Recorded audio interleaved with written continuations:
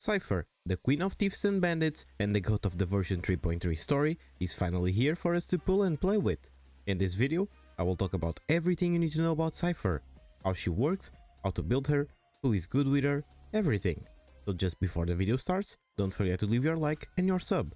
My name is tnbee and all my links are in the description if you are curious, and without any more furthers, let's explain Cipher's kit. With enough believers, life becomes reality! Yes!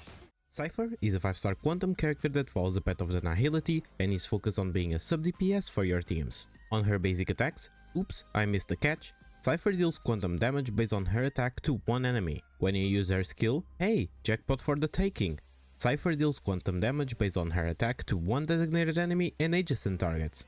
At the same time, she has a 120% base chance to decrease their damage dealt by 10% and increasing Cipher's attack by 30%, lasting for 2 turns. On her ultimate, yours truly Kitty Phantom Thief, Cipher deals quantum damage based on her attack to one designated enemy, then deals true damage equal to 25% on the current damage recorded on her talent to one designated enemy.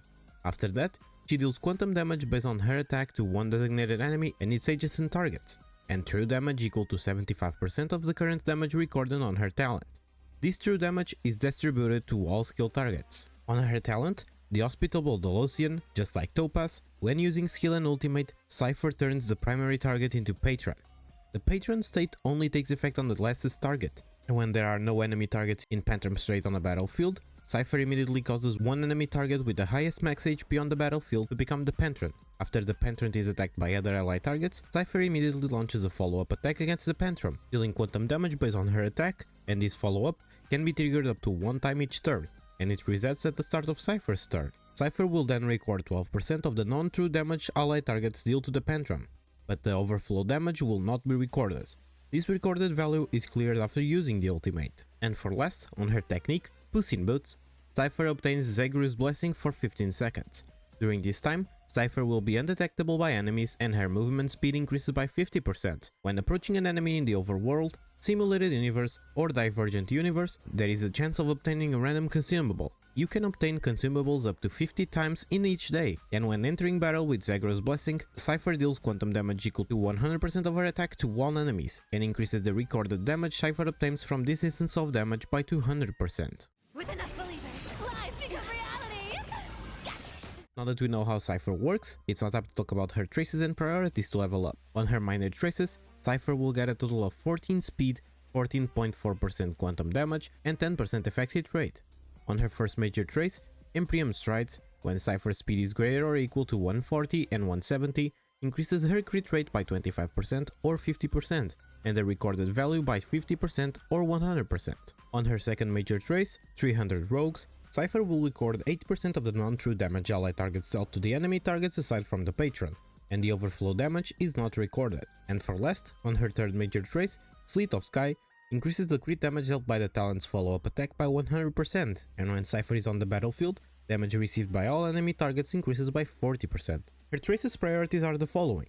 You should focus first on her talent and skill with similar priorities, followed by her ultimate and for last her basic.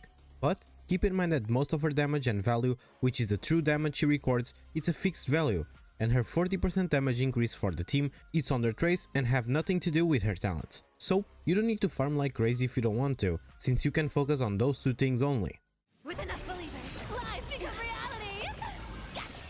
Now let's talk about Cipher Eidolons for those who love cats and are thinking of getting more copies of her. With her E1, Cipher's recorded damage is 150% of the original recorded damage value, and when using a follow-up attack caused by her talent, increases Cipher's attack by 80% for 2 turns. On her E2, when Cipher hits an enemy target, there is a 120% base chance of causing them to receive 30% more damage, lasting for 2 turns. Her E3 increases the level of her ultimate by 2 and the level of her basic attack by 1.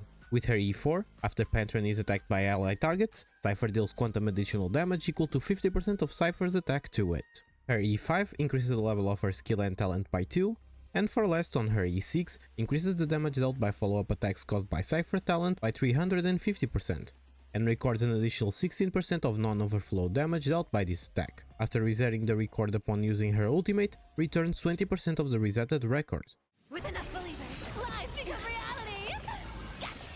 Now, let's talk about the best relics and planetary ornament sets you could use on your Cipher. Our best in slot set will be Pioneer, since with this set, you will get 12% more damage against enemies with debuffs on each SU piece, and up to 8% crit rate and 24% crit damage depending if you are against enemies with 3 debuffs and applying consistent debuffs. Another good set you can also use for damage is Genius of Brilliant Stars, since with this set, you will get 10% quantum damage on the 2 piece and up to 20% defense ignored depending if you are going against opponents with quantum weakness or not. But if you are still farming for a complete set or you don't want to use any of the other options, you can always mix and match 2 pieces between the sets that provide you speed, and she will gladly take all those support pieces that you try to get that rolled a bunch of crit rolls.